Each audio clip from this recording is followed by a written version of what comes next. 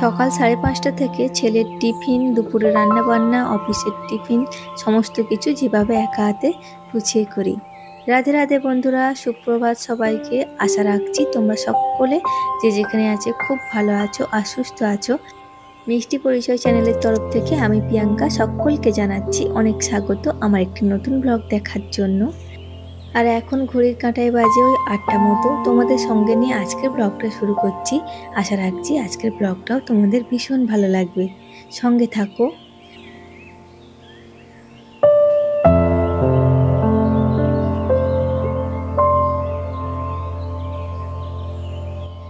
প্রতিদিনের মতো আজকের সকালটাও কিন্তু আমার ওই 5:30টায় হয়েছে।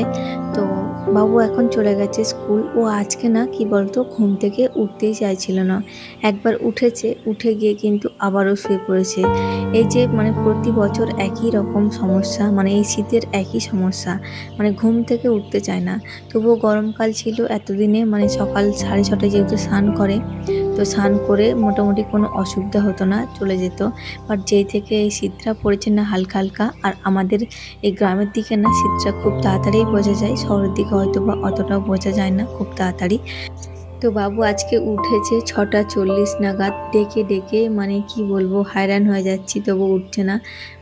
সেই গিয়ে শুয়ে পড়ছে আবার। ওকে কোনো রকম স্নানটা করিয়ে তারপর রেডি করিয়ে স্কুল গাড়িতে তুলে দিয়ে এসেছি। টিফিনটা আমি আগে বানিয়ে নিই। ওর টিফিনটা বানানোর পর ওকে আমি ডাকি যে চলো এবার উঠে যাও। ওকে আমি ওই 6:15-20 থেকে ডাকতে শুরু করি, তাও ওঠে না। কোনো রকম আর কি টেনে টুনে ঝাঁপ করে তুলতে হয়। তো ওকে তুলে দিয়ে এসেছি গাড়িতে। আর এখন দেখো, তো ভাবলাম আগে ঝাঁট টাটগুলো দিয়ে দিই, যে সমস্ত টুকিটাকি কাজকর্মগুলো থাকে, এই জামা কাপড়গুলো রোদে দেওয়া, এই সমস্তগুলো করে তারপর আমি আজকে স্নান করব। আর এর আগে কিন্তু তোমার দাদাভাইকে 1 কাপ চা বানিয়ে দিয়ে এসেছি। তো দেখলেই আমি যখন বিছানা তুলছিলাম তখনই ও চলে এসছে। তো ও উঠে গেছে, চা খাচ্ছে, আমি এখন এসছি উপরে। তো উপরতলাটা ঝাঁট দেওয়া হয়ে গেছে আমার, উপরের রুমগুলো। আর এখন জামা কাপড়গুলো মেশিনে আগে থেকে মা দিয়ে রেখেছিল। আমি যেহেতু ওদিকে বাবুকে সামলাই, মা কিন্তু এদিকে মেশিনে জামা কাপড় দেওয়া বা আগের দিনকার যে সমস্ত জামা কাপড় থাকে সেগুলো আর কি মেলে দিয়ে আসে।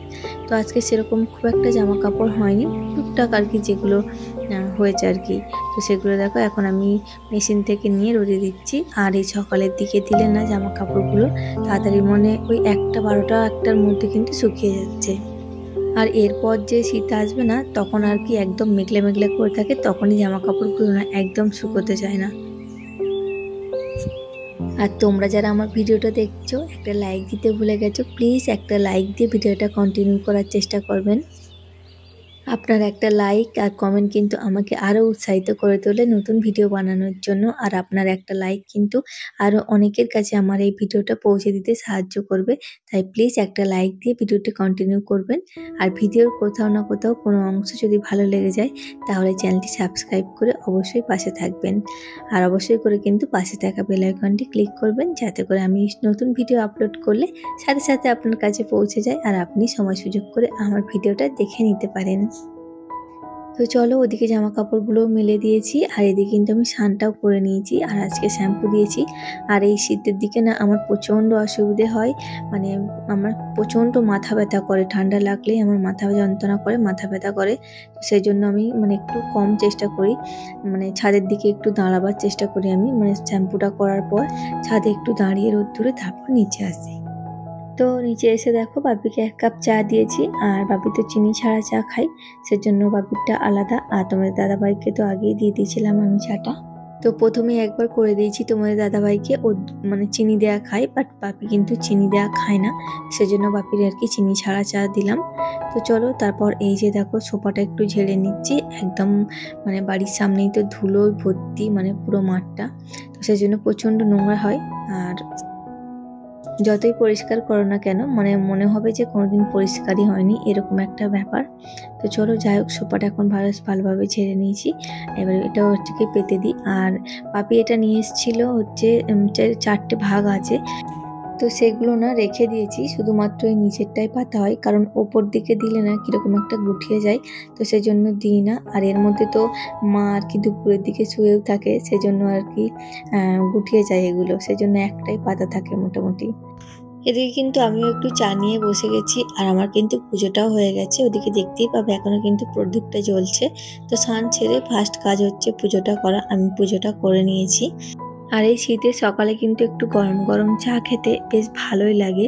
মানে গরমের দিকে কিন্তু খাওয়া হয় না, বাট শীত পড়লে কিন্তু এই চায়ের নেশাটা আমার খুব বেশ চা খেতে দারুণ লাগে। গরম গরম চা বেশ ভালোই লাগে। তো চলো ওদিকে চা খেয়ে এখন চলে এসেছি রান্নাঘরে। আর রান্নাঘরে এসে দেখছি দেখো ফ্রিজের মধ্যে যে সমস্ত মাছ মাংস আছে সেটার কি রান্না করব এখন সেগুলো বের করে নিচ্ছি। অল্প একটু মাংস করব ভাবছি বাবুর জন্য, আর আমাদের জন্য মাছ হবে। তো সেটা বের করে রাখছি, কারণ আগের দিন থেকে ফ্রিজে আছে, একদম বরফ বরফ হয়ে গেছে, চাই বেঁধে গেছে একদম। তো ওটা জল দিয়ে ওদিকে রেখে দিয়েছি। আর আজকে হচ্ছে টিফিনে দেখো, টিফিনে হচ্ছে একটা পেঁপে কাটছি, তার সঙ্গে রুটি করেছি। রুটি আর অল্প একটু মুসুরির ডাল করেছি শুকনো শুকনো করে। তো রুটি মুসুরির ডাল আর তার সঙ্গে অল্প একটু পেঁপে কাটাও দেবো। এই পেঁপে নিয়ে আসলে না পচে যায় কয়েকদিনের মধ্যে, কীরকম একটা গলে যায়।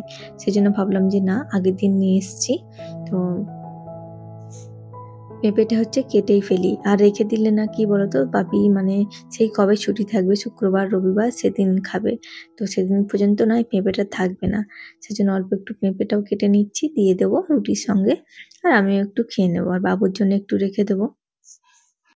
তো বাবু তো এমনি গোটা খাবে না, ওকে ওই কোনো রকম যেটুকুনি জুস হয়, রস বের হয়, তার সঙ্গে একটা আপেল টাপেল কোনো একটা ফল দিয়ে জুস করে বিকেলের দিকে দেবো। তো ওর জন্য একটু রেখে দেবো ভাবছি।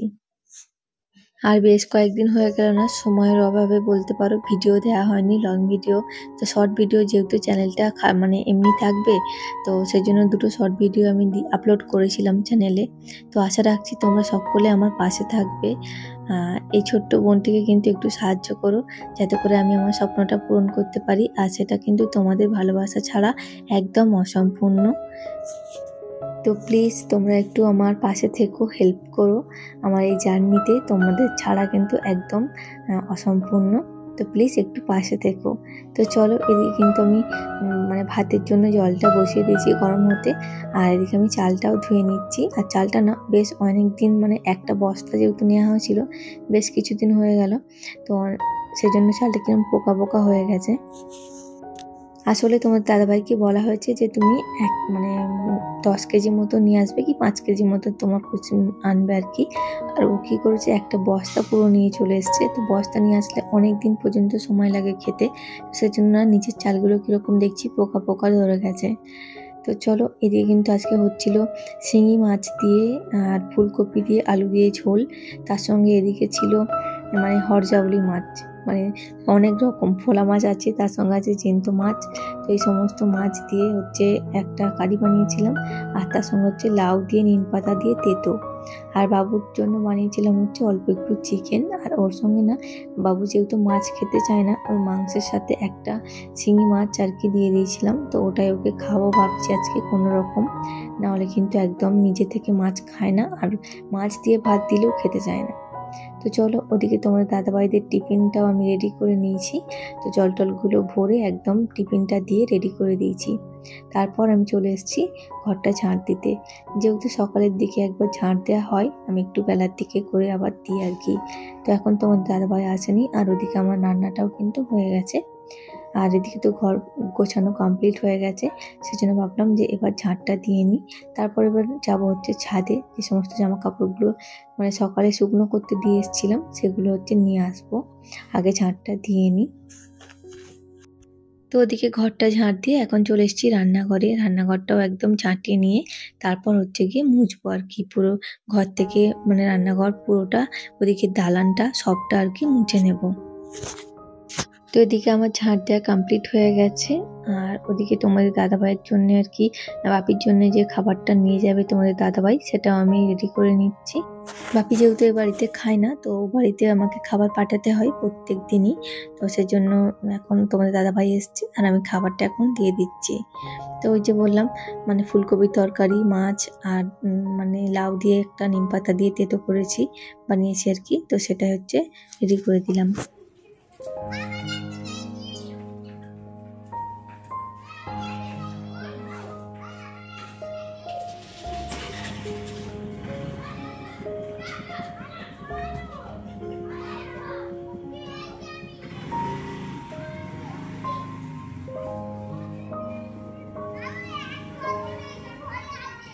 তো খাবারটা নিয়ে চলে গেছে। এখন এই যে দেখো আমি ঘরটাও মুছে নিচ্ছি। তারপর ও যখন আসবে আর কি তখন আর কি ওকেও খেতে দেব। আর খাবার তো ওদের যে টিফিনটা দেবো সেটা তো রেডি করা হয়েই গেছে। তারপর ওরা চলে যাওয়ার পর হচ্ছে জামা কাপড়গুলো আমি ভাঁজ করব। তো তো তোমাদের দাদাভাইয়ের খাওয়া হয়ে গেছে। আর ওই যে দেখো ওই যে ও চলে যাচ্ছে দূরে, তো স্কুটিটা তো ও রেখে যায় আমার জন্য। তো বাবুকে যেহেতু নিতে যায় তো সেই জন্য স্কুটিটা ও রেখে যায়। আর ও এখন হেঁটে হেঁটে গেল ও বাড়িতে, তারপর ওখান থেকে গাড়ি করে চলে যাবে আর কি। তো আমার ভিডিওটা কেমন লাগলো তোমরা কিন্তু অবশ্যই কমেন্ট করে জানিও। একটা সুন্দর কিন্তু মতামত রেখেছেও তোমাদের। আর তোমাদের যদি কোনো ধরনের ভিডিও মানে দেখতে ইচ্ছা করে তাহলে সেটা কিন্তু আমাকে কমেন্টে জানাতে পারো। তোমাদের সঙ্গে আগে অনেক গল্প অনেক কথা হতে থাকবে, তার জন্য কিন্তু আমার চ্যানেলটা অবশ্যই সাবস্ক্রাইব করতে হবে। চলো আজ তবে আসি, দেখা হবে তোমাদের সঙ্গে অন্য কোনো দিন অন্য কোনো ব্লগ নিয়ে। টাটা, সবাই খুব ভালো থাকবেন, সুস্থ থাকবেন।